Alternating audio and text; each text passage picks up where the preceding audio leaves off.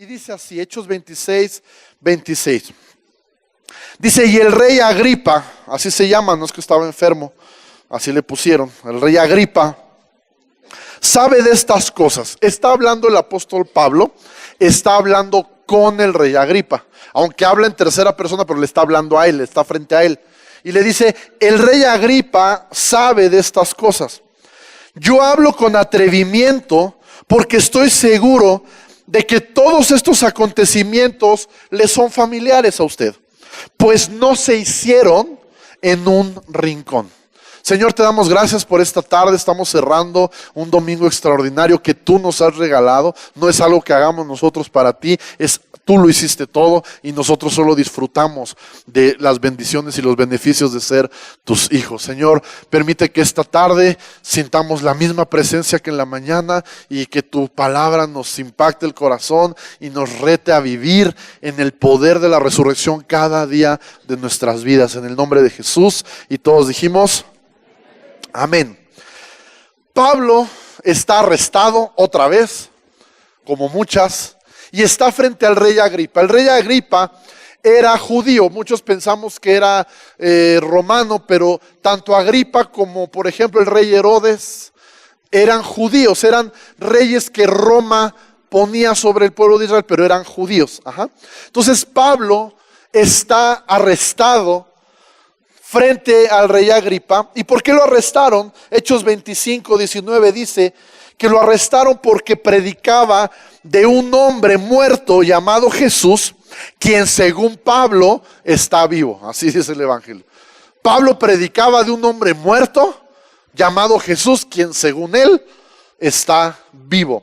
Y esta predicación de la resurrección le lleva a estar frente a Agripa con sus manos encadenadas, y Pablo se defiende frente al rey Agripa diciéndole: yo no estoy diciendo nada que usted no haya escuchado antes. Es lo que le está diciendo. Yo hablo con atrevimiento de estas cosas que estoy seguro que usted ya sabe, así es que ¿por qué me arresta? ¿Verdad? Y Pablo habla tan elocuentemente ahí, tan abiertamente, que si tú lees más adelante, en algunas versiones dice que el rey le dice: por poco y me persuades de ser cristiano. Otro poquito, otro galletita de pasión y me convierto, Pablo, ¿verdad? Entonces Pablo está ahí presentando su caso, defendiéndose, diciendo: usted ya conoce todo esto. Y es que la crucifixión y la resurrección de Jesús, para este momento habían pasado 30 años. Ya habían pasado 30 años de que Jesús había resucitado. Entonces, durante esos 30 años, los discípulos habían estado predicando el evangelio, y parte del evangelio es que Jesús resucitó. Entonces nosotros a veces pensamos que la resurrección en aquel tiempo fue una noticia de unos pocos, de donde nomás se enteró un cierto grupo, y dice Pablo: no, Señor, estas cosas no se hicieron en ningún rincón. Esa frase de no ocurrió en un rincón era una frase popular en aquel tiempo, pero la entendemos, ¿no? O sea, está diciendo, esto se hizo a la luz de todos. Todos saben lo que pasó. Todos conocen la historia, conocen la noticia de que Jesús está vivo. 30 años habían pasado y esa noticia había estado recorriendo el imperio, y la mayoría de la gente ya había escuchado esta historia. Y es interesante que Pablo le dice, estas cosas no se hicieron en un rincón. Vamos a ubicarnos. Esto pasó en la capital del país, en Jerusalén. Es como si aquí en México pasa algo en Ciudad de México y todo el país se entera, ¿verdad? Porque la capital es importante. Lo que pasa en la capital, todos los noticieros del país lo repiten. En aquel tiempo no había noticiero ni nada, pero era lo mismo. Lo que pasaba en la capital era de relevancia nacional. Ahora, estuvo involucrado el Sanedrín. El Sanedrín era la máxima autoridad religiosa de ese país. Estuvo involucrado Pilato, que era el gobernador romano de la región.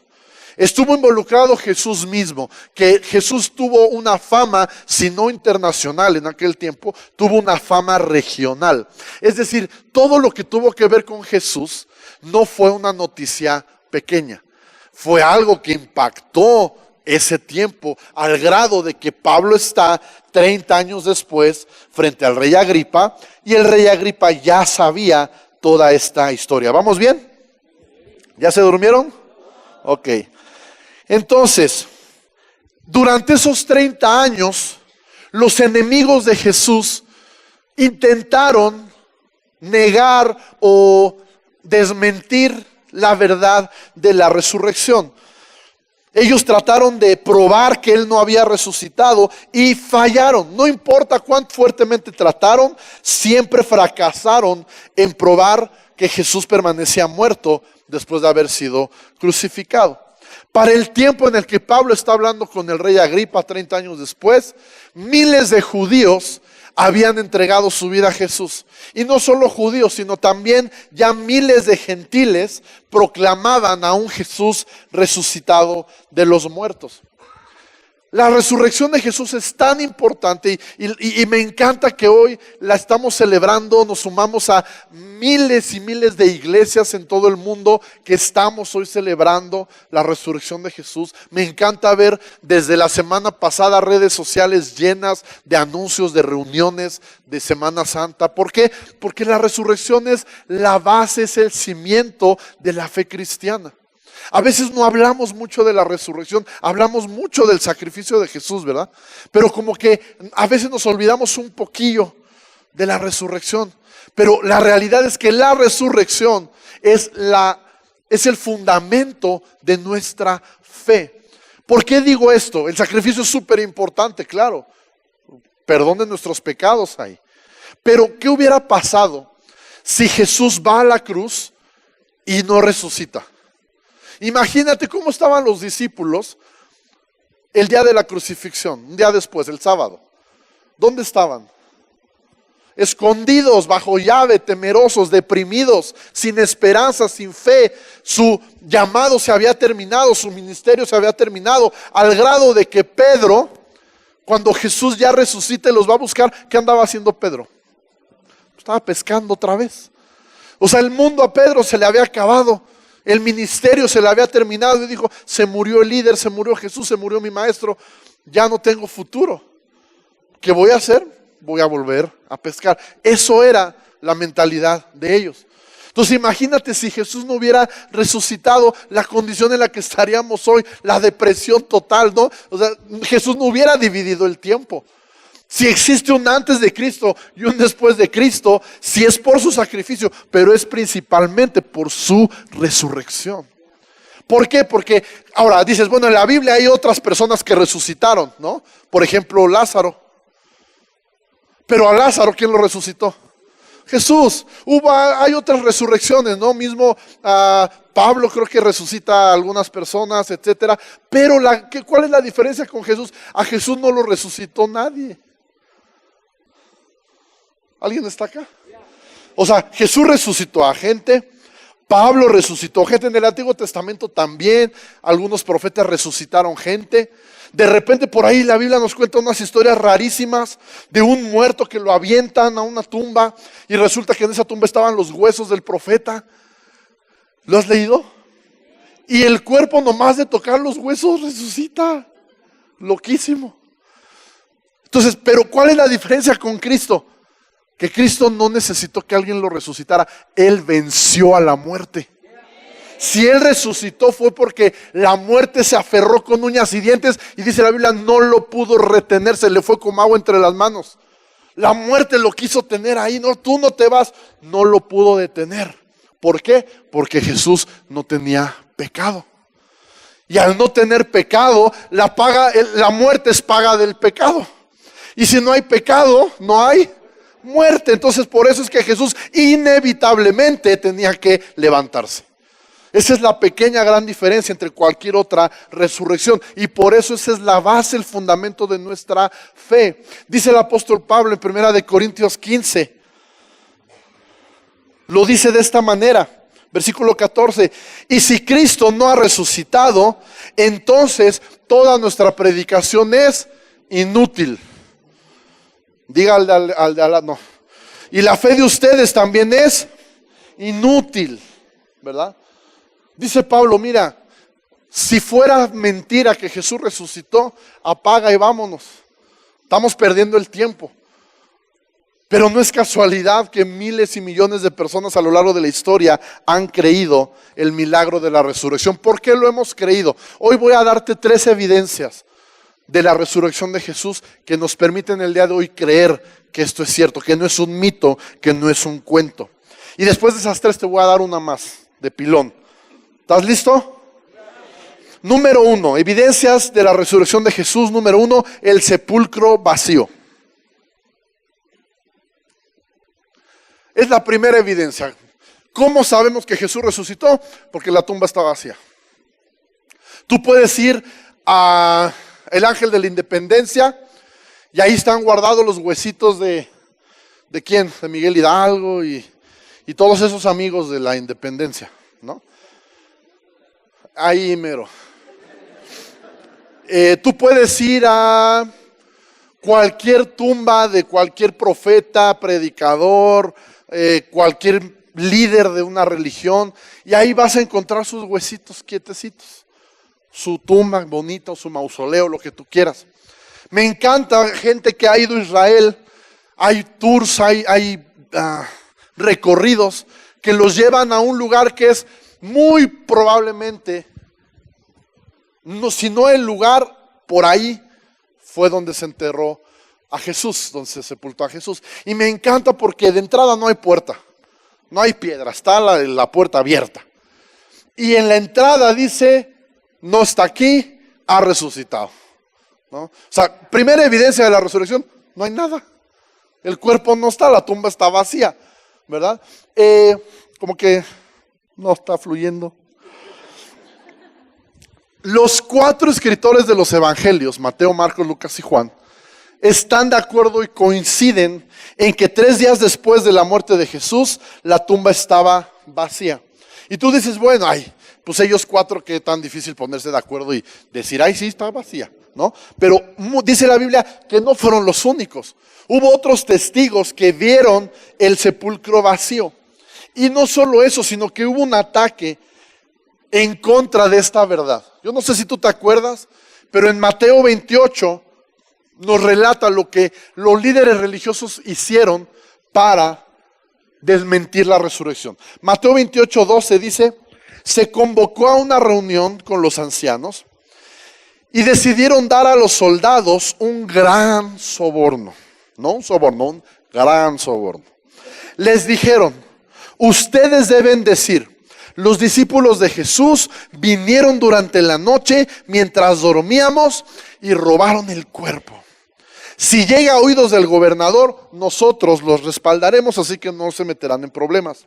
Entonces los guardias, si tú checas la línea genealógica de la Policía Federal, tú rastreas su ADN, vas a llegar a los guardias romanos, porque dice aquí que aceptaron el soborno. Y dijeron lo que les habían ordenado. Su historia, fíjate, corrió por todas partes entre los judíos y la siguen contando hasta el día de hoy, cuando se escribió este pasaje. O sea, es decir, ese chisme, esa mentira, sí recorrió la gente.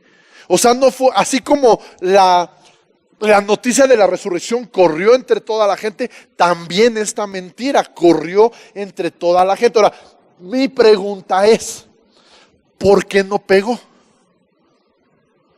¿Sí la cachan? O sea, las dos estuvieron todo el mundo tuvo a escoger, resucitó o se robaron el cuerpo. ¿Por qué no pegó la mentira? ¿Por qué nadie la creyó? Bien fácil, para mí bien fácil. Porque esta mentira dice que los discípulos, en un acto heroico y valiente y planeado, se animaron a ir a la tumba que estaba resguardada por guardias romanos y se atrevieron a robarse el cuerpo. O sea, esto habla de gente intrépida, de gente atrevida, arriesgada. Pero 3 días antes, cuando fueron a arrestar a Jesús, todos salieron corriendo como niñas. ¿Alguien me sigue? Salieron, Pedro fue el único que medio ahí se puso al tiro, Jesús lo calmó y ya cuando vieron cómo estaba el asunto, vámonos, patas, ¿para qué las quiero? y corrieron, y como dice Isaías, estaban escondidos bajo llave por miedo ni de los romanos, miedo de los judíos. Entonces como que no cuadra, ¿verdad? Tipos negándolo, uno corriendo encuerado con una sábana en la noche. ¿Ah? Si no sabes de qué hablo, hay que leer los evangelios. Pero, o sea, eso no coincide con un squad, ¿verdad? De discípulos así decididos a ir a robar el cuerpo. No cuadra, ¿me explico? Y esa es la simple razón de que esa mentira, aunque les pagaron bien, aunque los soldados mintieron, nadie se las compró. Nadie se las creyó, o quizá muy pocos lo creyeron. La verdad es que la mayoría lo creyó, al grado de que hoy, 2000 años después, seguimos creyendo que Jesús resucitó. ¿Por qué no creemos que se robaron el cuerpo? Porque era una mentira pésima. Fue una buena idea, la verdad, pero no tenía coherencia con la realidad, por eso no pegó. Entonces, la tumba vacía es una de las grandes evidencias de la resurrección. Me llama la atención que parece que los enemigos de Jesús tenían más fe en la resurrección. Esa es otra razón que la mentira no pegó. Los discípulos ni creían que se iba a resucitar. Ellos no estaban esperando, es domingo, dijo que iba a resucitar, a ver, vamos a esperarlo allá afuera. No, ellos estaban escondidos. Ellos ni pensaron que era cierto, ni se acordaban que les había dicho eso. Al grado de que, repito, Pedro ya andaba pescando, ¿no? Parece que los religiosos creían más. Y fueron con Pilato, oye Pilato. Y Pilato, ¿qué quieren? Ya lo maté, ya, ¿qué más quieren? Es que fíjate que, pues nos acordamos que este cuate dijo que 3 días después iba a resucitar. Y pues no vaya a ser la de malas, ¿no? Que pues estos roben su cuerpo y ¿por qué no mandas una guardia, no?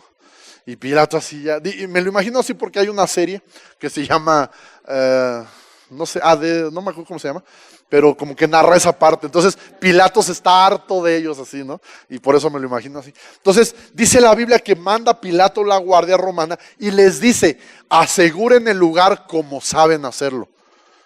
O sea, a mí me suena como de nomás se la riegan, hacen algo mal y cuello. Entonces, háganlo como saben hacerlo. O sea, soldados entrenados, soldados implacables. ¿Qué se iban a andar atreviendo los discípulos a robar un cuerpo? ¿Me explico? Entonces, número 1, el sepulcro vacío. Número 2, testigos oculares. Cuando Jesús fue crucificado, sus discípulos no tenían esperanza, su fe estaba destruida, no tenían ninguna esperanza de ver a Jesús de nuevo. Entonces en Juan 20:19 dice, ese domingo al atardecer los discípulos estaban reunidos con las puertas bien cerradas porque tenían miedo de los líderes judíos. De pronto, digo amigo, de pronto Jesús estaba de pie en medio de ellos y les dijo, la paz sea con ustedes. O sea, no solo el sepulcro vacío, sino discípulos, testigos diciendo, yo lo vi. Se nos apareció, estábamos ahí escondidos y de repente nos hace no, les hace, hola, la paz sea con ustedes. ¿No? ¿Cuál paz? Ya me asustaste, ¿no? Y, por ejemplo, en Hechos 1, versículo 3, dice, durante los 40 días después de que sufrió y murió, o sea, durante 40 días, Cristo se apareció varias veces a los apóstoles y les demostró con muchas pruebas convincentes que Él realmente estaba vivo. O sea, los tuvo que convencer de que no era un fantasma, de que no era un animatronic, de que no era un, ¿cómo se llaman? Un androide, ¿no? O sea, los tuvo que convencer de que era Él. Y está el caso de Tomás registrado, ¿no? De que llegan y, Tomás, Jesús acaba de ir, aquí estaba con nosotros. Ay, sí, ajá, ya la tristeza los está haciendo ver visiones, ¿no? Y de repente se aparece Jesús y ya sabemos, ¿no? Tócame y mete tu dedo en mi llaga y todo un rollo. Los convence de que realmente, o sea, lo que quiero que pongas en perspectiva es, los discípulos no estaban nada convencidos de que Jesús, número uno, de que iba a resucitar, se les olvidó. Y cuando ya resucitó no le creían. O sea, tuvo que demostrarles que era Él y que estaba vivo, ¿me explico? O sea, entonces no había como razón de que ellos mintieran. Bueno, ya. Y en 1 Corintios 15, versículo 5, esta es la parte más interesante, dice, lo vio Pedro. Y luego lo vieron los 12 apóstoles. Más tarde, dice, lo vieron más de 500 de sus seguidores a la vez. La mayoría de los cuales todavía viven, bueno, vivían en ese tiempo. Dice, aunque algunos ya han muerto, ya todos murieron. Luego lo vio Santiago y después lo vieron otra vez todos los apóstoles. Por último, como si hubiera nacido en un tiempo que no me correspondía, también lo vi yo, dice Pablo. Entonces, ¿por qué es importante este pasaje? Porque en la tradición judía, en la ley judía, bastaban 2 o 3 testigos para condenar a una persona en un juicio. Entonces, si tú tenías 2 o 3 testigos de que tal persona había hecho algo, era suficiente, la palabra de esos testigos era suficiente prueba para condenar y procesar a alguien. Es decir, la palabra tenía valor, la palabra de alguien tenía peso. Ahora, sí, había falsos testigos, pero no eran muy comunes. Un falso testigo era, ¿cómo te diré? Era despreciable. Era dentro de la cultura donde la palabra tiene valor, un falso testigo era como, o sea, mejor muérete, mano. ¿Me explico? O sea, qué vil, qué bajo es que vendas tu palabra para ganar unos pesos, unas monedas. La gente era honrada, la palabra valía. No es como hoy, ¿verdad? Oye, préstame una lana, sí. ¿Cuándo me la devuelves? Te la devuelvo mañana, ok, sí, pero fírmale aquí, ¿no? No, pero somos amigos. Sí, pero fírmale aquí, ¿no? Porque no quiero perder tu amistad. La palabra ya no vale, necesitamos firmar todo, ¿no? En aquel tiempo no, 2 o 3 testigos y alguien podía ir al tambo o podía salir libre. Estamos hablando de más de 500 testigos de que vieron a Jesús vivo. Entonces quizá hoy en día digas, pues me da igual, ¿no? A mí enséñame un documento firmado. Pero en aquel tiempo era, 500 testigos asegurando algo, era como un mar de evidencia, ¿me explico? Si con 2 o 3 era suficiente, 500 era como ya, apaga y vámonos, ya es un hecho que este cuate está vivo. Y no solo eso, sino que 500 aseguraron verlo y no hay ni un solo registro de una sola persona diciendo que haya visto el cadáver de Jesús después del tercer día, ni para contradecir ninguna de las pruebas. Salvo la mentira de los religiosos, no hay registro de nadie que diga, no es cierto, yo vi el cuerpo, no es cierto, mira, así, nadie. Y por otro lado, 500 testigos. ¿Vamos bien? La tercera evidencia para mí es la más poderosa, es la que a mí me termina de convencer. Y si me pueden ayudar con el piano estaría genial. La evidencia número 3, el martirio de los apóstoles. El martirio de los apóstoles. Si la resurrección era mentira, ¿por qué ellos iban a morir por una mentira? La mayoría de ellos, salvo el apóstol Juan, todos tuvieron muertes trágicas. Todos tuvieron muertes horribles. Fueron torturados, fueron masacrados. Nadie muere por una mentira. ¿Estás de acuerdo? Nadie entrega su vida por algo que sabes que no es cierto. Ya al último momento es, no, sí tienes razón, la vez que lo robamos, ya se muere, ¿no? Era mentira, pero mi vida es más valiosa que una mentira, ¿no? Yo estoy convencido, y lo digo con mucho respeto, yo creo que estos apóstoles tuvieron que morir de esa manera, tan solo como una prueba para nosotros de que lo que ellos decían era cierto. ¿Me sigues? Si ellos no hubieran muerto de una manera tan trágica, podríamos dudar de su testimonio. Pero el hecho de que hayan entregado su vida por proclamar a un Jesús resucitado, a mí me habla que eso es cierto. A mí me habla que sí lo vieron. A mí me habla que ese desayuno en la playa fue real. A mí me habla de que ese diálogo con Pedro, de Pedro, ¿me amas? Sí, Jesús, sabes que te amo. Pedro, ¿me amas? Jesús, tú lo sabes todo. Me habla que fue cierto. Porque nadie entregaría su vida por una mentira, y menos de la manera que ellos lo hicieron. Ahora algunos podrán decir, ay, ¿cómo no? Pues si la iglesia con el varo que se llenan predicando. Pues quizá hoy en día las iglesias manejamos recursos. Católicas, cristianas, las que es así, manejamos recursos. Pero en aquel tiempo, predicar de Jesús, ¿sabes cuál era la ganancia de predicar el evangelio? ¿Sabes qué ganabas con predicar? Persecución. Ganabas que te quisieran apedrear. Ganabas que te corretearan hasta que salieras de la ciudad huyendo. O sea, nada de glamour. Nada de... Hoy ser pastor es bien padre. Soy ser pastores, todo el mundo te saludó, hola pastor. Pero en aquel tiempo no era, ahí vienen los apóstoles. Era, ahí vienen los apóstoles. ¿Me explico? O sea, ni siquiera un beneficio económico, nada. Según la historia, ellos murieron de la siguiente manera. Pedro fue azotado muy parecido a como Jesús fue azotado. Y después fue crucificado de cabeza. ¿Y por qué de cabeza? Porque Pedro dijo, no soy digno.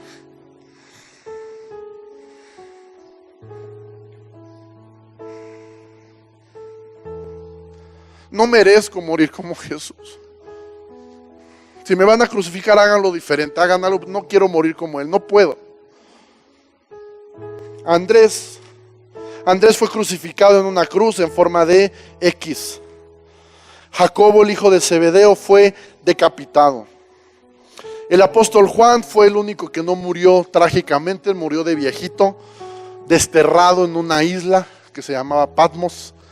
Pero hay una versión que dice que antes de ser desterrado fue torturado, y la manera en que lo torturaron fue aventándole aceite caliente, aceite hirviendo. Felipe fue azotado y después crucificado. Bartolomé, que luego hacemos bromas de que quién fue Bartolomé, ¿no? Me retracto de mis bromas. Fue despellejado vivo y luego crucificado. Mateo fue decapitado. Jacobo, que fue hermano de Jesús, fue arrojado desde lo alto del templo, y todavía aparte de lo que le pudo haber pasado, fue asesinado a golpes. Tadeo fue asesinado a flechazos con arcos. Marcos fue arrastrado por un caballo hasta que murió. Pablo fue decapitado. Lucas, que no fue discípulo, pero que escribió el evangelio, fue colgado de un árbol. Y Tomás fue atravesado por lanzas y su cuerpo tirado a las llamas de una hoguera. ¿Por qué alguien moriría así? Por una mentira. Entonces, el hecho de que ellos hayan muerto así, a mí me demuestra y es evidencia de que realmente vieron a Jesús resucitado. Esa es la razón por la que ellos tuvieron que morir así. Y yo te decía, hay una razón más. ¿Y qué te puedo decir? Porque yo sé que la mayoría lo hemos experimentado. No solo es la tumba vacía, no solo es los testigos oculares, no solo es el martirio de los apóstoles, es que yo lo he visto, es que tú lo has visto. Quizá no con nuestros ojos. Qué padre va a ser. Pero lo hemos sentido. Hace ratito aquí, en la alabanza, en la adoración, su presencia se siente. No solo lo hemos visto, nos ha hablado, lo hemos escuchado hablar a través de su palabra, a través de otras personas. Y digo esto porque la evidencia puede estar ahí sobre la mesa y aún así podemos ser incrédulos. Aún así podemos dudar. Y es que la única manera de asegurarnos que Jesús está vivo es teniendo un encuentro con Él. Y esa es la parte con la que quiero terminar esta noche. Quizá es la primera vez que tú estás en un lugar como este o no.